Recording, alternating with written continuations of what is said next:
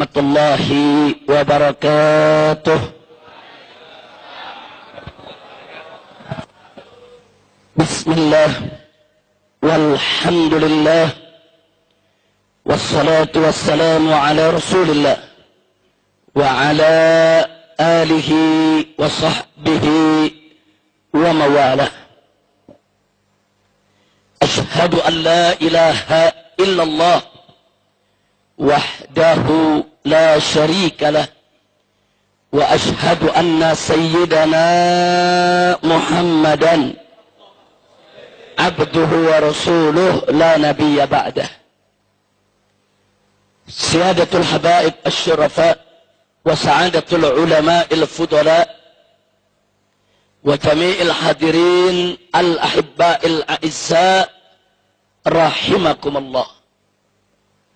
في هذه المناسبة السعيدة وبمثل هذا الاجتماع المبارك لا أنسى أن أوصيكم جميعا ونفسي بتقوى الله وبطاعة رسول الله صلى الله عليه وسلم.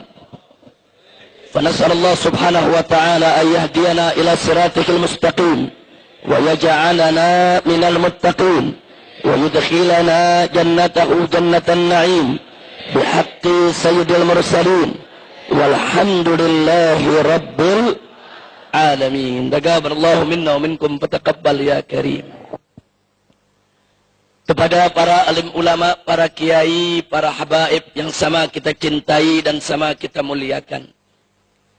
Wabil khusus orang tua kita semua, guru besar kita bersama, yaitu Syekhuna al-Muhtaram al-Mukarram Kiai Haji Hasim Muzadi hafidhahullahu ta'ala wa ra'ah, famatanallahu bituli hayatih wa nafa'ana bi'ulumih fid dini wad dunya wal akhirah, amin ya rabbal alamin. Alhamdulillah beliau sudah hadir bersama kita. Beliau sedang menunggu di rumah guru kita, orang tua kita, Al-Muhtaram Al-Mukarram Kiai Haji Muhyiddin hafidhahullahu ta'ala wa ra'ah, famatanallahu bituli hayatih wa nafa'ana bi'ulumih fid dini wad dunya wal akhirah, amin ya rabbal alamin. Nah, begitu juga kepada guru-guru kita yang lainnya, para kiai yang lainnya yang tidak saya sebutkan satu persatu nama-nama beliau, tapi tidak mengurangi rasa cinta, rasa ihtiram kita kepada mereka. Mudah-mudahan para kiai, para ulama kita senantiasa mendapatkan kekuatan istiqamah di jalan Allah, diberkahi setiap langkah perjuangan dakwahnya, dan diberikan kemenangan dari dunia hingga akhiratnya, amin ya rabbal alamin. Ahibail kiram, sebelum saya menyampaikan apa yang sepatutnya disampaikan pada kesempatan yang berbahagia ini dan di tempat yang penuh keberkahan ini, ayo bersama-sama terlebih dahulu kita baca suratul Fatihah yang kita niatkan untuk sahibul haul, yaitu ayahanda yang tercinta almarhum Kiai Haji Ilyas Yahya Ishak Yahya dan almarhumah istrinya, yaitu orang tua daripada guru kita, daripada ustadz kita yang pada malam hari ini kita peringati haulnya. Kita doakan ala Allah subhanahu wa ta'ala an yataqasyahuma birahmati wal maghfirah wa an yataqabbala minhuma jami'al salihatihima wa tajawaz anhuma jami'as sayyiatihima wa an yaj'alahuma min ahli khair wa yajma'huma fi ma'a jami'i ahli khair wa yab'athuma fi zumrati ahli khair wa an yunzila alaihima fi qabrihima kulla khair bihaqqi imami ahli khair wa ila hadratin nabi sayyidil mursalin sallallahu alaihi wasallam bisirril Fatihah.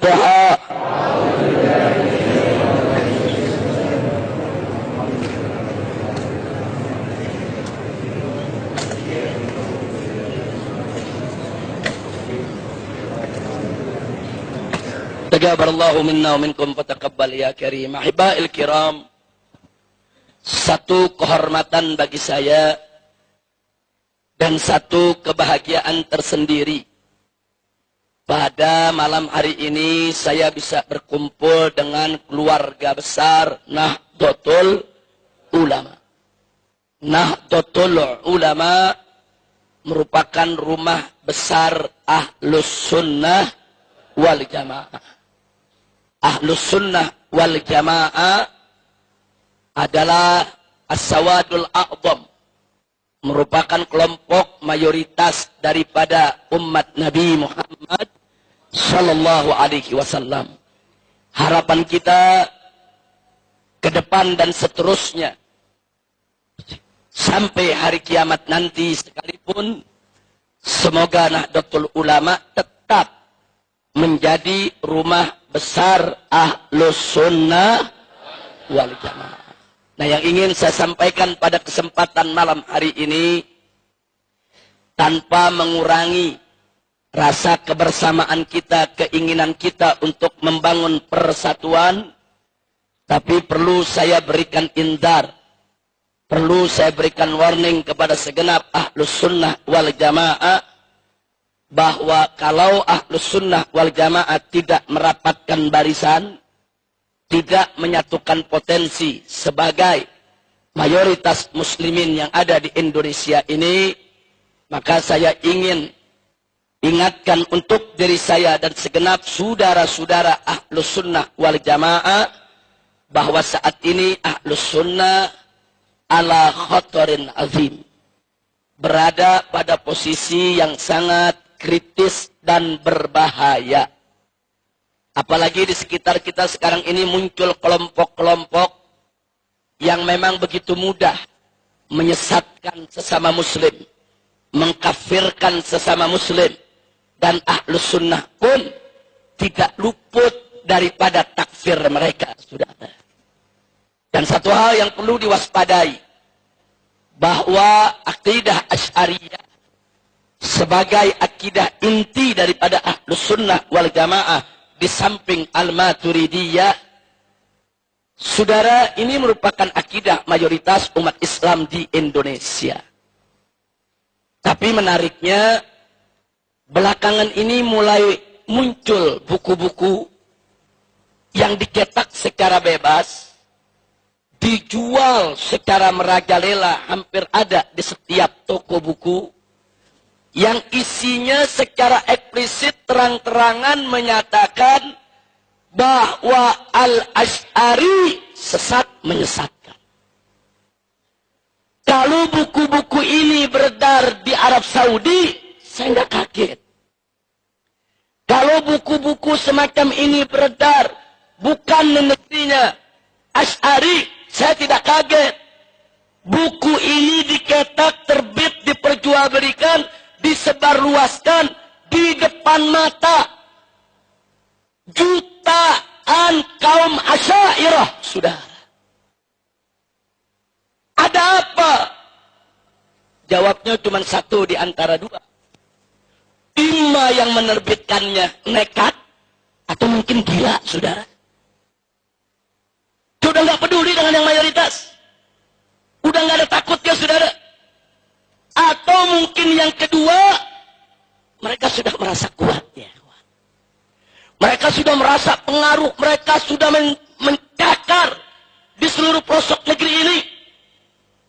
Dan yang lebih mengejutkan lagi, saudara, dalam sistem pendidikan Indonesia, dalam kurikulum ilmu agama, dari mulai ibtidaiyah, sanawiyah, aliyah di Indonesia, yang diajarkan adalah akidah sulasiyah, trilogi tauhid, yang diajarkan oleh Ibn Taimiyah dan disebarluaskan oleh Syekh Muhammad bin Abdul Wahhab.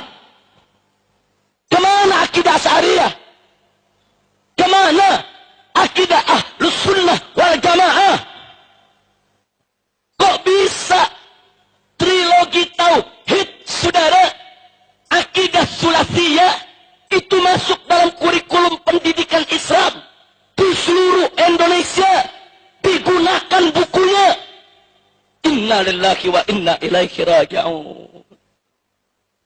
Jadi sekali lagi saya katakan, kalau ada kelompok di negeri ini mulai muncul berani mengkafirkan atau berani sesat menyesatkan Asy'ariyah, Ahlus Sunnah wal Jamaah, imma dia nekat atau memang dia merasa sudah kuat, saudara.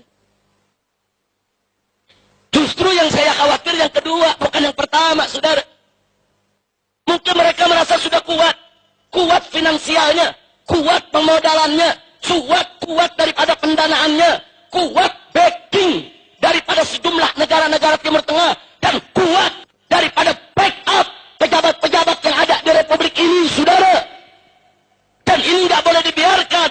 Makanya tadi saya katakan, Ahlus Sunnah wal Jamaah kalau tidak bersatu, tidak merapatkan barisan, ala khotorin azim. Kita berada di persimpangan yang sangat berbahaya. Belum lagi ditambah serangan liberal dan syiahnya, saudara. Dahsyat posisi saat ini Ahlus Sunnah. Bahkan lebih dahsyatnya lagi, liberal dan syiah ini, saudara, masuk menyusup ke organisasi-organisasi Ahlus Sunnah wal Jamaah, tidak terkecuali Nahdlatul Ulama, ya saudara. Ala khatarin azim. Makanya tadi saya katakan, kita harus berjuang, berdoa agar Nahdlatul Ulama sampai hari kiamat tidak bisa tidak, harga mati harus tetap menjadi rumah besar Ahlus Sunnah wal Jamaah. Saudara, Ahlus Sunnah wal Jamaah, Ahlul Iqtidal, Ahlut Tawassud, Ahlut Tawazun. Ahlus Sunnah wal Jamaah ini merupakan kelompok pertengahan yang punya keseimbangan, yang gak mudah mengkafir-kafirkan kelompok lain, saudara. Ya, kita tidak mau NU diliberalkan. Kita tidak mau NU itu disiahkan. Apalagi kalau NU diwahabikan, saudara. Dan kita juga tidak mau kalau NU harus memusuhi Syiah dan Wahabi. Itu bukan watak NU, saudara. Memusuhi, apalagi mengganggu madhab-madhab di luar Ahlus Sunnah wal Jamaah. Tapi NU tidak boleh diam manakala Asy'ariyah digerogoti, Asy'ariyah dihabisi, manakala Asy'ariyah dikafir-kafirkan. Insya Allah.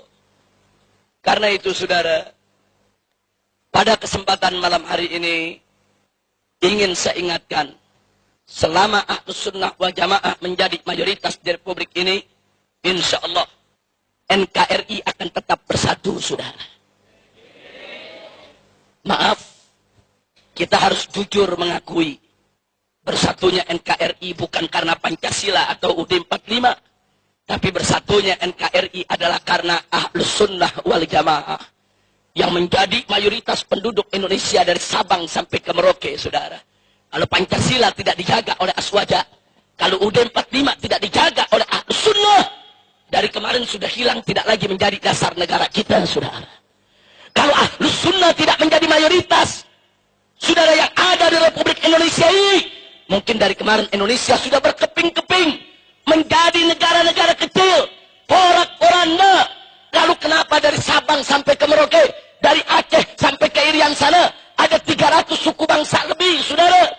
Kok semua mau bersatu di bawah NKRI? Semua mau bersaudara, semua ingin tetap dalam persatuan negara kesatuan Republik Indonesia. Karena mereka semua adalah Muslim. Muslim yang bagaimana? Muslim yang Ahlus Sunnah wal Jamaah, yang cinta persaudaraan, yang cinta persatuan, yang cinta sesama Muslim, yang gak gampang mengkafir-kafirkan orang, saudara. Hati-hati, saudara.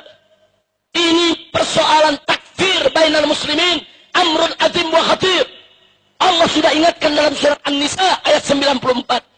Wallahu subhanahu wa ta'ala qal, wa la taqulu liman alqa ilaikumus salam lasta mu'minan. Jangan sekali-kali, kata Allah, hai orang yang beriman, kau katakan kepada orang yang memberikan salam kepadamu, artinya sudah menunjukkan identitas Islam, sudah menunjukkan syiar Islam. Enggak boleh kita katakan kepada dia, lasta mu'minan, kamu bukan orang mukmin, kamu bukan orang Islam, kamu kafir, kamu musyrik, haram. Ini prinsip Ahlus Sunnah wal Jamaah, saudara. Kecuali kufrun bawah, kecuali kufrun sharih, kecuali kekafiran yang nyata. Seperti apa kekafiran yang nyata, saudara? Meyakini Allah beranak, atau Allah diperanakan, atau meyakini ada Nabi baru setelah Nabi Muhammad SAW. Tapi, saudara, kalau dalam persoalan-persoalan furu, baik itu furu'ul akidah, akidah, apalagi furu'us syariah, saudara. Ahlus sunnah punya prinsip, tidak boleh sembarangan untuk mengkafirkan sesama muslim. Maka itu Al-Imam Abul Hasan Al-Asy'ari radhiyallahu ta'ala anhu, sebagaimana diriwayatkan oleh Ad-Dahabi dalam kitab Siyar A'lamin Nubala, bagaimana beliau berpesan kepada para muridnya sebelum wafatnya. Beliau katakan dengan tegas, "Ishhadu alayya anni la ukaffiru ahadan min ahlil qiblah." Persaksikanlah olehmu, hei para muridku, hei para pengikutku. Ini Imam Abul Hasan Al-Asy'ari, imamnya mazhab akidah Asy'ariyah. Beliau katakan, persaksikanlah atas diriku, sesungguhnya aku tidak mengkafirkan seorang muslim pun daripada ahlul qiblah, saudara. Subhanallah. Nah lalu bagaimana ini muncul kelompok-kelompok yang gampang betul ngafir-ngafirin orang. Ada Syiah yang ekstrim, mengkafir-kafirkan sahabat Nabi. Ada Wahabi yang ekstrim, mengkafir-kafirkan ibu bapak Nabi, saudara. Saudara, ini negeri Ahlus Sunnah wal Jamaah. Dari kecil kita diajarkan oleh orang-orang tua kita bagaimana menghormati ibu bapak Nabi dan bagaimana mencintai para sahabat Nabi. Sampai setiap sholat Jumat, saudara, bagaimana khutbah al-Jum'ah min Ahlus Sunnah wal Jamaah selalu dan selalu mengajak umat untuk apa? Untuk taraddi alal khulafa'ir rasidin. Wardallahu ma'anil khulafa'ir rasidin. Sadatina Abi Bakr wa Umar wa Utsman wa Ali radhiyallahu ta'ala anhum. Coba kita lihat, ini ciri Ahlus Sunnah. Tidak ada Ahlus Sunnah berani kurang ajar kepada para sahabat Nabi. Dan dari dulu, saudara, Ahlus Sunnah wal Jamaah diajarkan untuk hormat kepada keluarga Nabi, kepada ibu Nabi, bapak Nabi, anak keturunan Nabi. Dan sekarang muncul dai-dai Wahabi berani teriak di atas mimbar, saudara-saudara, walaupun keluarga Nabi kalau tidak dapat hidayah tetap masuk neraka. Contohnya adalah ibu dan bapak Nabi. Kenapa dia tidak kasih contoh Abu Lahab, saudara? Saudara-saudara, walaupun kerabat Nabi, kalau tidak mendapat hidayah, tetap masuk neraka jahanam. Contohnya adalah Abu Lahab. Kan disepakati, saudara. Kenapa memberikan contoh begitu kurang ajar kepada kedua orang tua Nabi? Oh, alasan mereka, kita punya dalil. Jangan kau pikir dalilmu belum dibaca oleh ulama Ahlus Sunnah wal Jamaah. Jangan kau pikir dalilmu belum dikupas, belum dikaji oleh ulama Ahlus Sunnah wal Jamaah. Gak boleh kau sembarangan menerjemahkan dalil hanya dengan modal bisa bahasa Arab. Gak boleh. Baca dulu ayat-ayat Al-Quran yang menjamin kesucian asal-usul Nabi, saudara. Baca dulu hadis-hadis yang lain yang menjamin kesucian kemurnian asal-usul Nabi, saudara.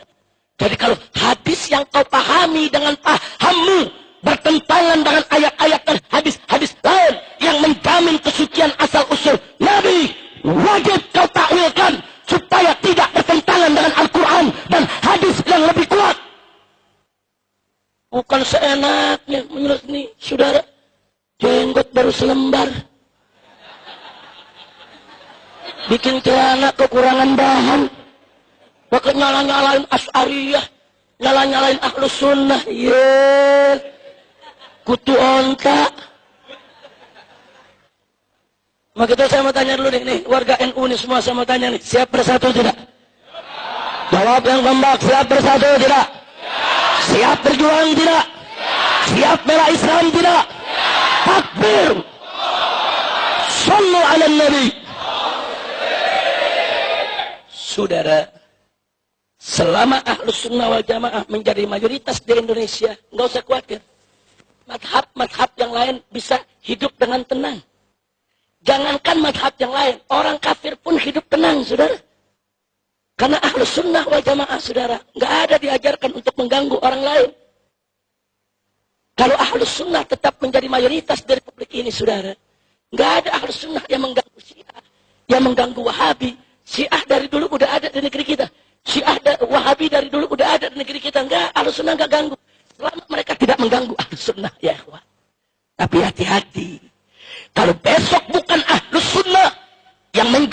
mayoritas di Republik ini, saudara, kalau besok bukan Ahlus Sunnah yang menguasai negeri ini, saudara, tidak ada yang bisa menjamin mazhab lain bisa hidup dengan tenang, termasuk Ahlus Sunnah sekalipun, saudara.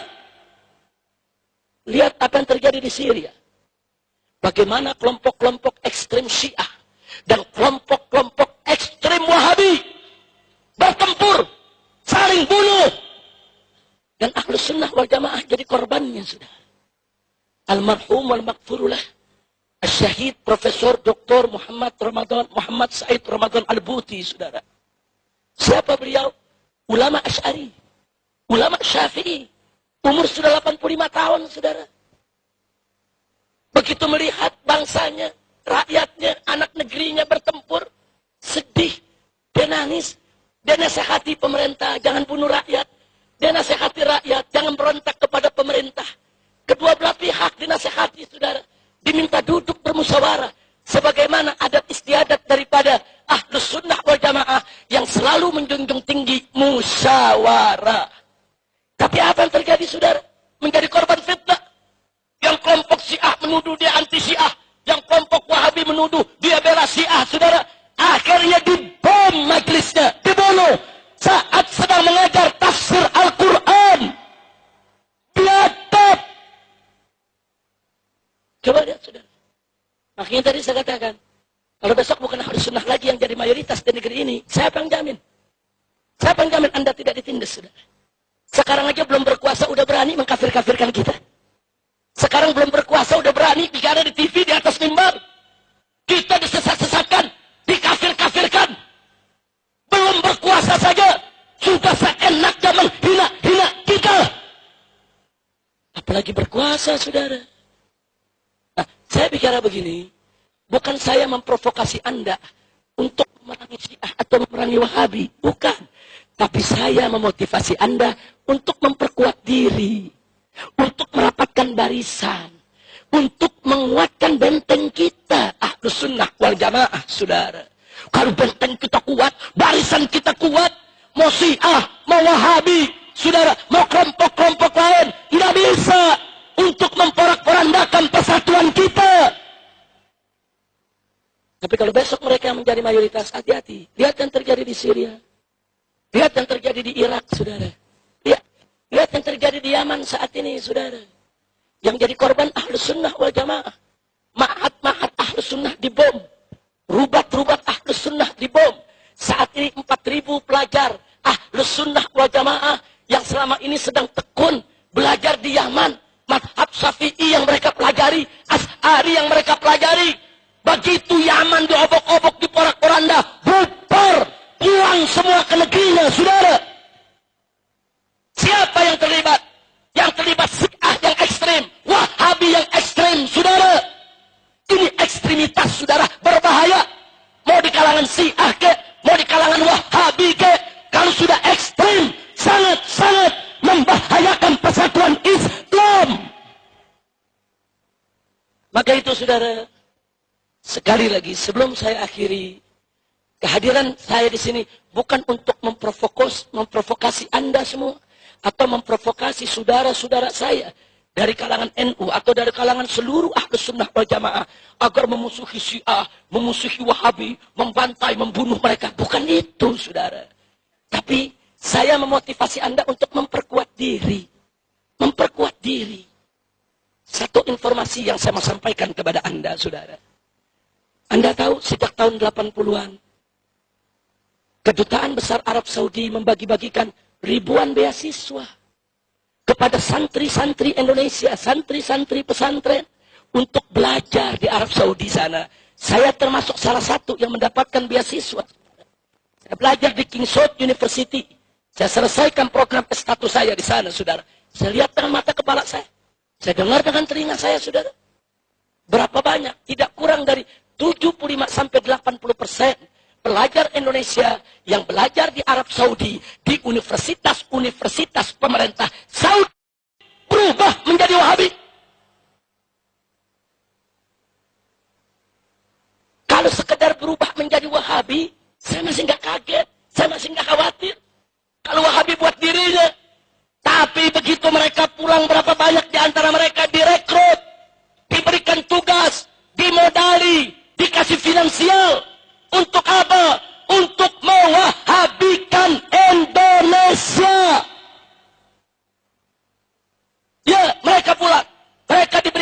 finansial. Mereka bisa membentuk organisasi, membentuk mahat-mahat, membangun masjid-masjid. Uang mereka banyak, ekonomi mereka kuat, pendanaan mereka luar biasa. Dan mereka di backup oleh kekuatan asing, saudara. Hati-hati kita sentuh mereka. Anda sentuh mereka, saudara, pemerintah Saudi yang akan protes. Ini urusan internasional, saudara.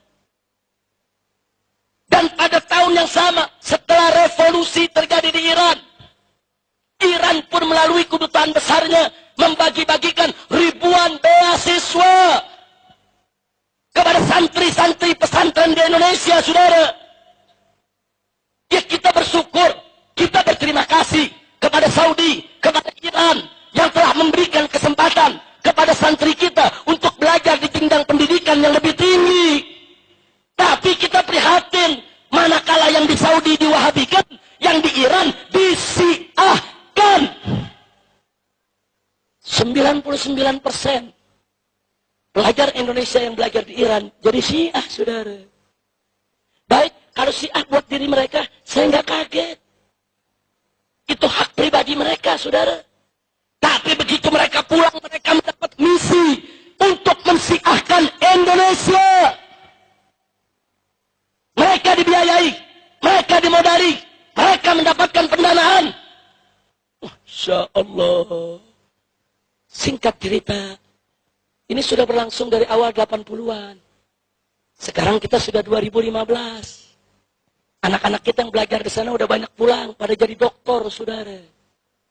Nah, sekarang pertanyaan saya, apa yang sudah kita siapkan untuk menghadapi mereka? Besok, 1001 dokter Wahabi pulang ke Indonesia. Besok, 1001 dokter Syiah pulang ke Indonesia. Dan yang lebih parahnya lagi, sebelum Saudi dan Iran bagi-bagi beasiswa, Inggris, Amerika, Eropa udah bagi-bagi beasiswa. Anak-anak kiai dibujuk-bujuk untuk belajar ke Amerika, belajar ke Harvard University, belajar ke Boston, belajar ke Cambridge, belajar ke Sorbonne, saudara. Didoktrin dengan paham-paham liberal, dengan pluralisme, sekularisme, materialisme, saudara. Segala macam pahaman-pahaman yang bukan paham Ahlus Sunnah wal Jamaah. Ya, mereka berubah menjadi liberal. Kalau anak-anak kita belajar di Amerika, belajar ilmu komputer, kita senang. Belajar ilmu geologi, kita senang. Belajar ilmu kimia, ilmu kedokteran, kita senang. Tapi yang menjadi muskilah adalah anak-anak kita belajar tafsir kepada profesor Yahudi, belajar hadis kepada profesor Nasrani. Inna lillahi wa inna ilaihi raji'un. Saudara, sekali lagi saya ulangi. Sebentar lagi 1001 dokter liberal mengepung kita. 1001 dokter Wahabi mengepung kita. 1001 dokter Syiah mengepung kita. Ingat, mereka datang sebagai cendekiawan, sebagai ilmuwan, sebagai dokter. Dan mereka begitu masuk ke Indonesia, mereka masuk ke legislatif, yudikatif, eksekutif. Mereka menjadi penasehat-penasehat menteri, penasehat-penasehat jenderal. Jadi jangan kaget. Kalau kurikulum Wahabi udah masuk ke sekolah-sekolah kita, saudara. Masuk kurikulum-kurikulum Wahabi ke pesantren-pesantren, saudara. Tanpa disadari. Nah, saudara, mereka masuk ke partai, besok ada yang jadi menteri, ada yang jadi pejabat, pengambil kebijakan. Dan mereka masuk ke kampus-kampus, mereka menjadi dosen-dosen. Menengah ke atas mereka garap. Mereka masuk ke kantor-kantor, ke pabrik-pabrik, ke perusahaan-perusahaan. Mereka ngajar di semua tempat, saudara.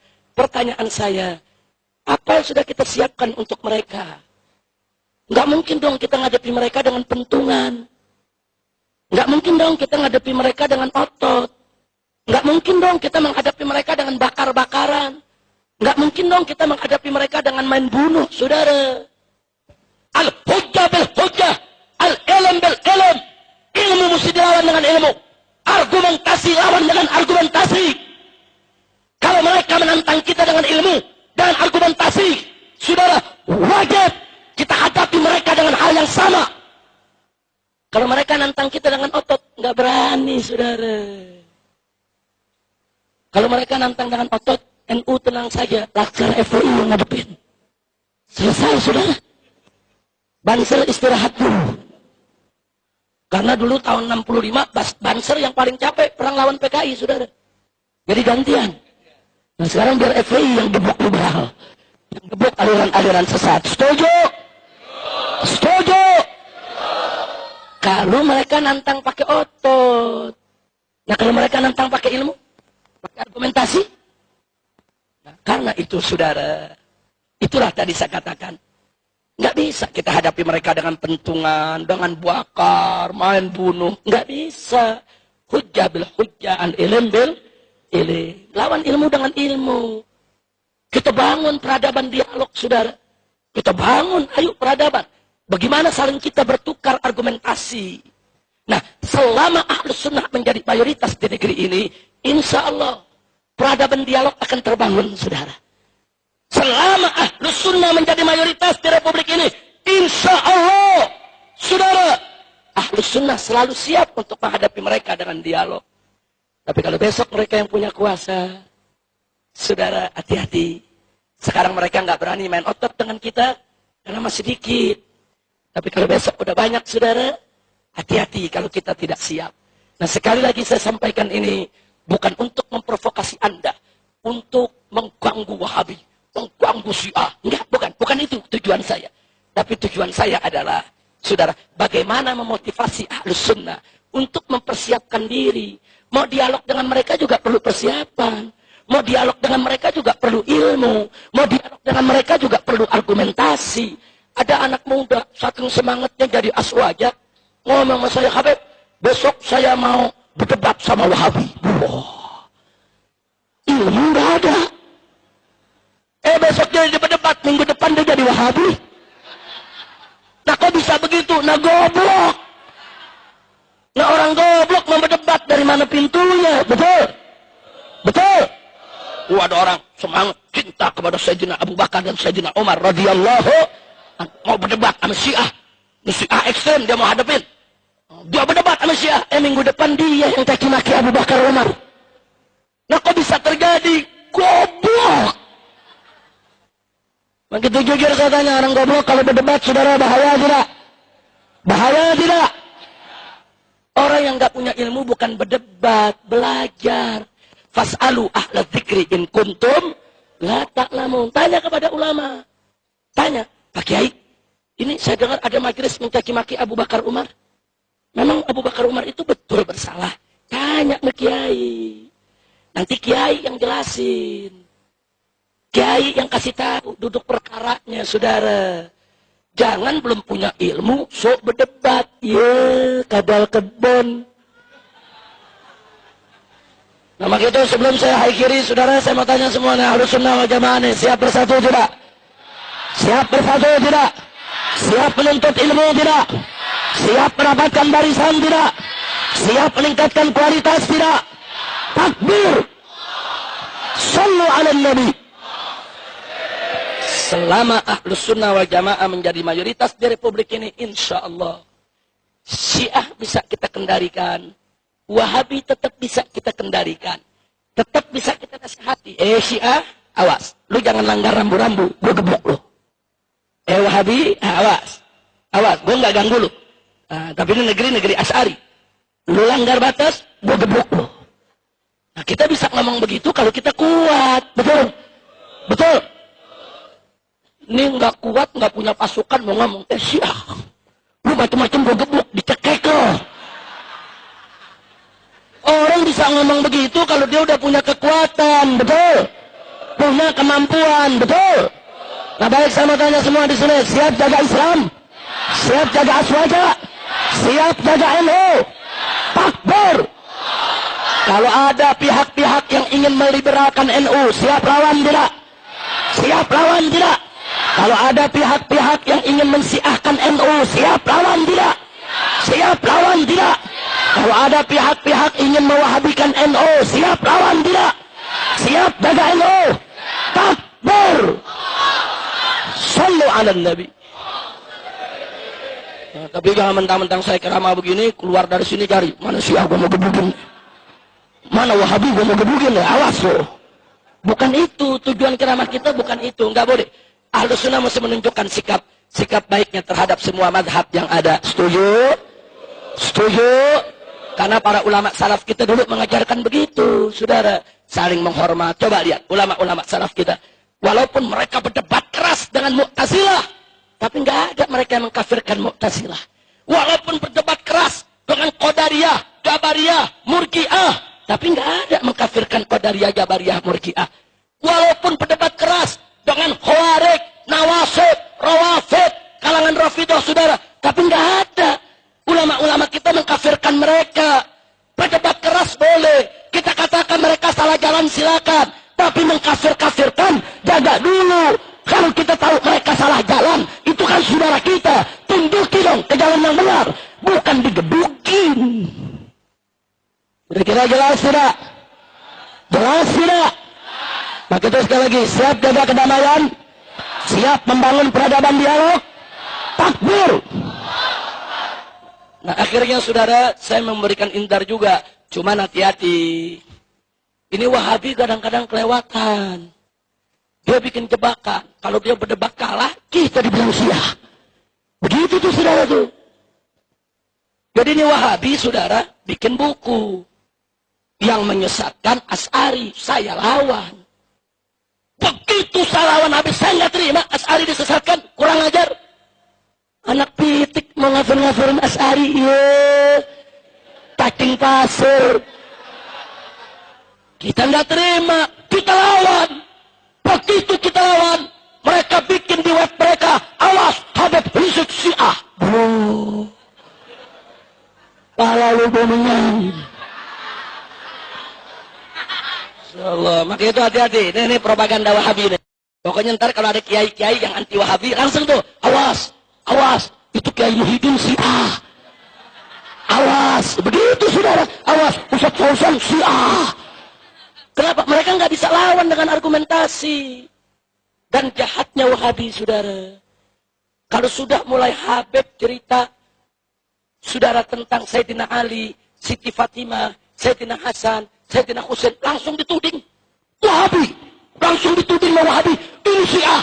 Awas. Kurang ajar. Ahlus Sunnah wal Jamaah. Cinta kepada segenap keluarga Nabi. Cinta kepada para sahabat Nabi. Ini sebabnya saudara, dulu Al-Imam Syafi'i radhiyallahu ta'ala anhu, saking cintanya kepada keluarga Nabi, sering mengarang syair memuji keluarga Nabi, menunjukkan cintanya kepada keluarga Nabi, sampai Imam Syafi'i dituduh Syiah, saudara. Bahkan dituduh Rafidah. Diseret Imam Syafi'i, ditangkap, dirantai. Apa Imam Syafi'i kapok menunjukkan rasa cintanya kepada keluarga Nabi? Tidak. Langsung beliau gubah satu bait syair. Apa beliau katakan? Lau kana rafdan hubbu ali Muhammadin falyashhadits saqalani annani rafidi. Apa kata Imam Syafi'i? Andai kata cinta kepada keluarga Nabi Muhammad itu dituduh Rafidah, dituduh sebagai Syiah yang sesat, falyashhadits saqalani. Hei jin dan manusia, saksikanlah aku adalah seorang Rafidi. Kalau aku dianggap sesat karena mencintai keluarga Nabi, ya aku sesat. Mau apa? Subhanallah, tegas tidak Imam Syafi'i? Imam Syafi'i ngomong begitu bukan berarti beliau Syiah. Bukan berarti beliau itu Rafidah. Cuma beliau mau tunjukkan bahwa cinta kepada keluarga Nabi itu kewajiban agama. Saudara, jangan orang cinta keluarga Nabi langsung dituduh Syiah. Ada yang begitu? Ada yang begitu? Ini di sini kebetulan hadir nih, ada Ustadz Husain, Habib Husain bin Hamid Al-Attas. Saudara, ini yang beliau ajar di majelis-majelisnya, saudara, kitab Sahih Bukhari dan Sahih Muslim. Beliau buka tafsirnya, tafsir Ahlus Sunnah. Baru beliau cerita, saudara, Sayyidina Ali begini, Siti Fatimah begini. Wow, Ustadz Husain Syiah nih. Ini kita mau diadu domba. Habib sama Habib mau diadu domba. Kiai sama Kiai mau diadu domba. Termasuk NU dengan FPI sekalipun mau diadu domba, saudara. Berapa banyak di daerah bisikin, awas, hati-hati, FPI Wahabi itu. Dari mana Wahabi? Kan Habib Rizik lulusan Saudi. Coba lihat, saudara. Ada lagi yang isuin, awas, FPI Syiah tuh. Lo dari mana Syiah? Lah kan Habib. Habib, kalau Habib Syiah dia. Kurang ajar, saudara. Ada gak yang begitu? Ada tidak yang begitu? Kurang ajar tidak? Nah, nggak boleh kita diadu domba lagi. Kiai dan habaib harus bersatu. NU dan FPI wajib untuk bersatu. Bahkan FPI itu bukan orang lain. FPI itu anaknya NU, cuman agak bandel dikit. Itu doang, saudara. Ya tahlilnya sama, betul? Betul? NU tahlil, FPI tahlil. NU ziarah kubur ya.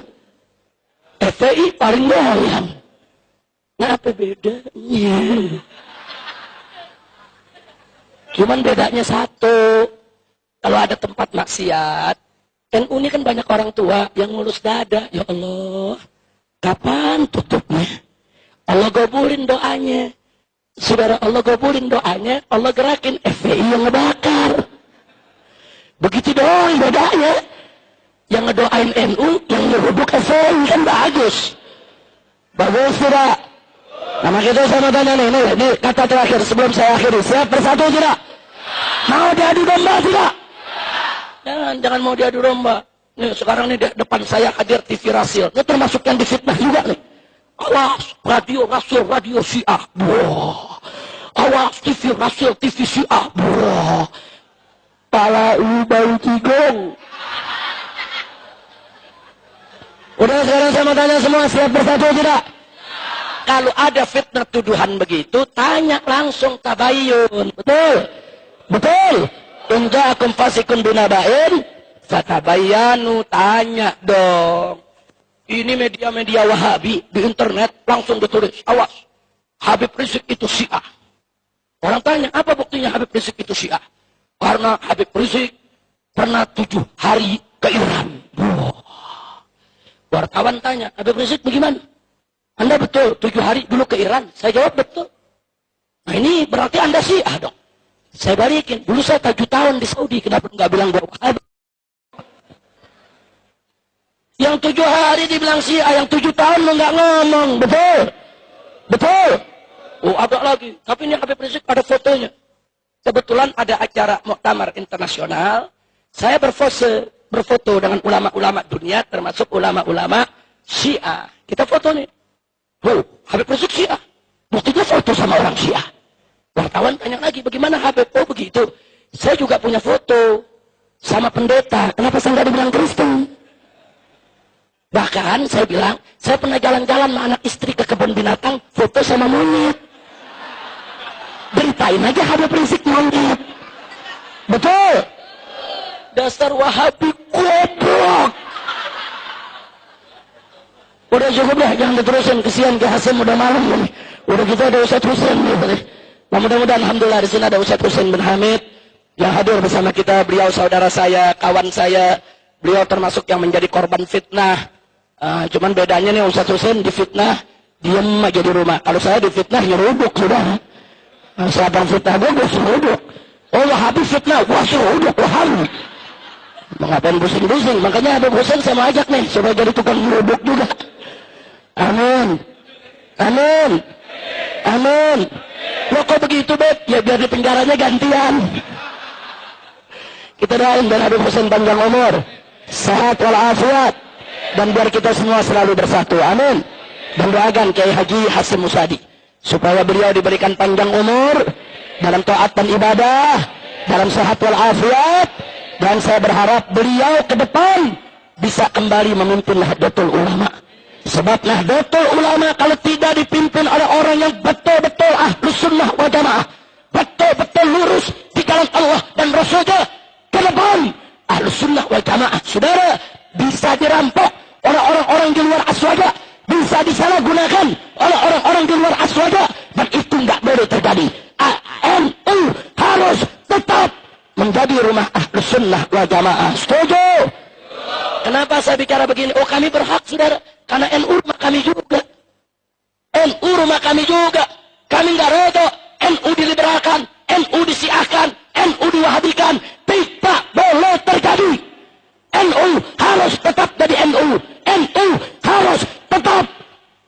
menjadi benteng Ahlus Sunnah wal Jamaah. Sekali lagi, siap bersatu, siap bela Islam, siap bela Aswaja, siap bela NU. Takbir. Sallu ala Nabi. Terima kasih atas segala perhatian, mohon maaf atas segala kekurangan. Hadani Allah wa iyyakum ila siratal mustaqim. Wallahu muwaffiq ila aqwamit thariq. Wassalamu alaikum warahmatullahi wabarakatuh.